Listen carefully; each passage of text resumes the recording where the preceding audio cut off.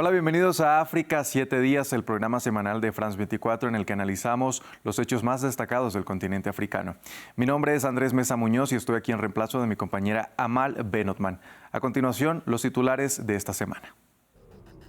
Con la muerte del líder del grupo Wagner, Yevgeny Prigozhin, hay dudas sobre lo que pasará con la organización de mercenarios rusos en los países de África, donde cuenta con una importante presencia e influencia.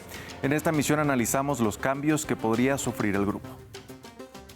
Níger cumplió su primer mes bajo un golpe de Estado perpetrado por el ejército. Los militares siguen determinados a continuar en el poder en medio de las amenazas de la CEDEAO para restaurar el orden constitucional por medio de una intervención en caso de que fallen los intentos por vías diplomáticas. Los BRICS le darán la bienvenida a nuevos integrantes. El grupo de economías emergentes conformado por Brasil, Rusia, India, China y Sudáfrica extendió su invitación a 6 nuevos países durante su 15ª cumbre en Johannesburgo y entre ellos hay 2 africanos, Egipto y Etiopía. Les contamos cómo llegan. La muerte del líder paramilitar ruso Yevgeny Prigozhin y varios de los miembros de la cúpula del grupo Wagner deja en el limbo lo que pueda pasar con su influencia en algunos países de África. En el siguiente informe les contamos dónde tienen presencia. Hugo Caro Jiménez con los detalles. Antes de llegar a África, el grupo Wagner inició actividades en 2014 apoyando a las milicias prorrusas separatistas al este de Ucrania. Al grupo se le atribuye la adhesión de la península de Crimea a Rusia. La reserva de soldados de Wagner antes de la invasión rusa a Ucrania se estimaba en 5.000 hombres. Sin embargo, en diciembre pasado, la inteligencia estadounidense calculó que contaba ya con unos 40.000 combatientes en Ucrania. Del otro lado, Wagner tiene presencia en el continente africano desde 2017 y 2018.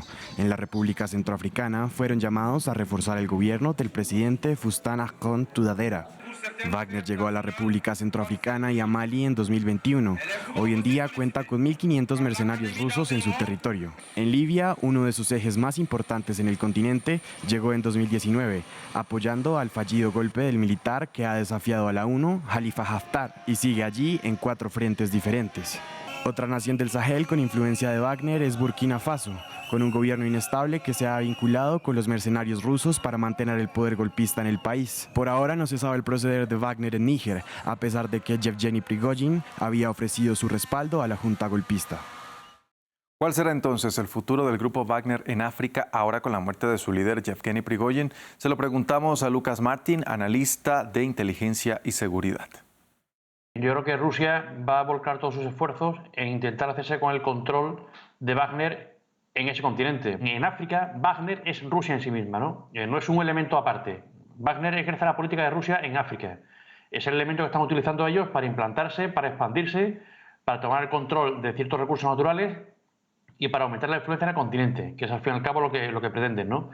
Porque son además muy conscientes de que África, en un momento dado, puede tener un factor desestabilizador muy importante hacia Europa, hacia Occidente. Entonces, no hay que olvidar que Wagner no deja de ser mercenarios, es una compañía privada. Por lo tanto, en sus intereses no está dejar de trabajar ni dejar de conseguir esos beneficios. Que su líder era muy carismático y había mucha lealtad personal hacia él, sí, eso es cierto.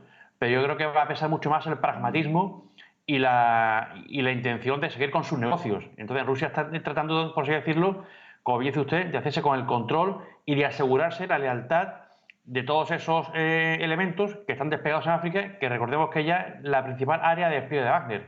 Wagner ya no está en Ucrania, tenía elementos en Bielorrusia, quedaban algunos elementos no demasiados en Siria y el principal área de despliegue era África. Martín también nos explicó si la estructura de Wagner y la forma en cómo opera en África también podría verse afectada, sobre todo después de que el presidente Vladimir Putin ordenara a todos los grupos armados jurar lealtad a su país. No deja de ser una compañía privada y no dejan de ser mercenarios. Por lo tanto, su principal líder es el dinero, es seguir cobrando.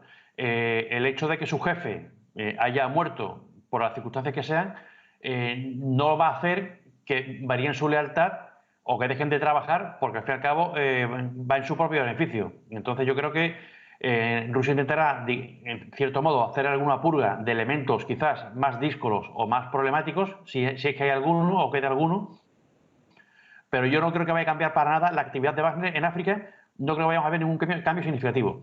Lo que sí quiero resaltar es que esto demuestra, esto que ha sucedido, que en el entorno de Putin, en el Kremlin, había y hay ciertas luchas entre ciertas familias de poder, y creo que aquí evidentemente el que está ganando la partida y el que ha sido capaz de llevarse el gato al agua, hablando coloquialmente, ha sido el ministro de Defensa Shoigu. Todo lo que, digamos, tendría que haberle pasado a Wagner le pasó ya o sucedió ya cuando se retiró de Ucrania, en concreto de la zona de Bakhmut, cuando iniciaron esa famosa marcha hacia Moscú. Todos los movimientos que han ido sucediendo a partir de ese momento han ido encaminados a hacerse con el control de Wagner y a que esta transición, por así decirlo, sea lo más suave posible. De hecho, seguramente la dilación en la desaparición de escena de Prigozhin y todo el liderato haya estado determinada hasta que el Kremlin ha conseguido tener claro o tener seguro que tenía ya el control efectivo sobre la compañía. Y es que en África la región del Sahel atraviesa una ola de golpes de Estado, siendo Níger el país más reciente donde se han registrado este tipo de acontecimientos.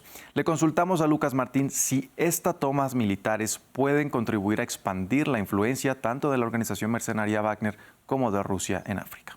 Ha habido mucho ruido diciendo que Wagner estaba detrás de estos golpes de Estado. Wagner no ha estado detrás, no tiene nada que ver, pero sí es cierto que Wagner se va a aprovechar, mejor dicho, Rusia se va a aprovechar de la inestabilidad en esos países africanos para intentar implantarse, ofrecerse como adalid, como ayuda, y de esa forma extender sus tentáculos por dos motivos. Primero, accede a recursos a los que antes no accedía.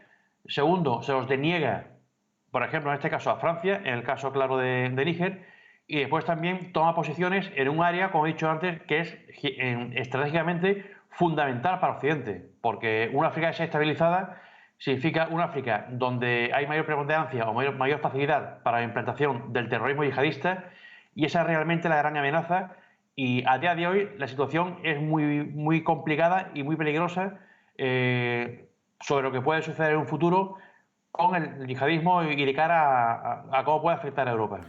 Y a propósito de Níger, el país completó un mes bajo un golpe de Estado y en medio de las advertencias de sus vecinos para restaurar el orden constitucional en el que era considerado uno de los últimos países democráticos de la región del Sahel, que ha visto una ola de derrocamientos durante los últimos años. A continuación echamos un vistazo a la situación actual en territorio nigerino. Con un baño de masas, la junta militar que gobierna Níger celebró el primer mes desde que derrocó al presidente Mohamed Bazoum. Miles de simpatizantes del ejército acudieron en masa al estadio en Niamey, en medio de una creciente ola de sentimiento antioccidental, especialmente contra Francia, que tuvo control sobre la nación africana en el pasado. Francia debe darse cuenta de que ya no estamos en la era colonial. Hoy estamos en el siglo XXI y deben aprender a respetar nuestros ideales si quieren que las cosas avancen juntas. La tensión con el país galo se ha agudizado desde que la Junta dio un plazo al embajador francés para que abandone el país, a lo que el presidente Emmanuel Macron se ha negado expresando su apoyo al derrocado mandatario, quien se encuentra detenido. Nuestra política es simple, no reconocemos a los golpistas, apoyamos al presidente que no ha dimitido y nos comprometemos a estar a su lado. Níger era visto como uno de los últimos países democráticos en la región del Sahel, que ha enfrentado una espiral de golpes de Estado. Los países de la Comunidad Económica de África Occidental siguen buscando una solución por la vía diplomática, pero reiteraron que el uso de la fuerza sigue sobre la mesa. Incluso ahora no es demasiado tarde para que los militares reconsideren su acción y escuchen la voz de la razón, ya que los líderes regionales no tolerarán un golpe de Estado. Ante las advertencias, la Junta ordenó a sus Fuerzas Armadas ponerse en alerta máxima, citando una mayor amenaza de ataque. Cambiamos de tema. Los líderes de la asociación BRICS, conformado por Brasil, Rusia, India, China y Sudáfrica, celebraron su 15ª cumbre en Johannesburgo con el anuncio de su expansión.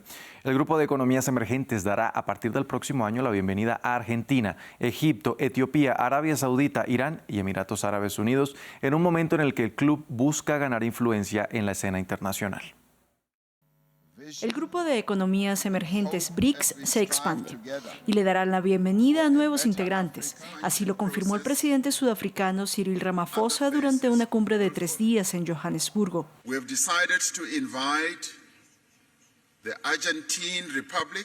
Hemos decidido invitar a la República Argentina, la República Árabe de Egipto, la República Democrática Federal de Etiopía, la República Islámica de Irán, el Reino de Arabia Saudita y los Emiratos Árabes Unidos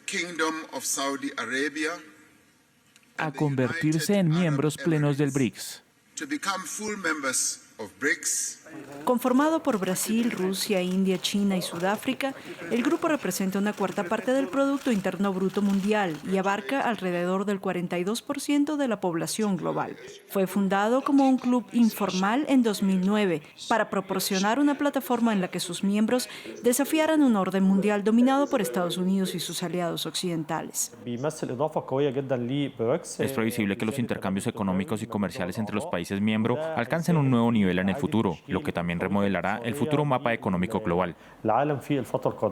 De acuerdo con expertos, los países miembros enfrentan el desafío de encontrar un punto de equilibrio entre su relación cercana con China y Rusia, pero sin alejarse de Estados Unidos, que es un gran socio comercial.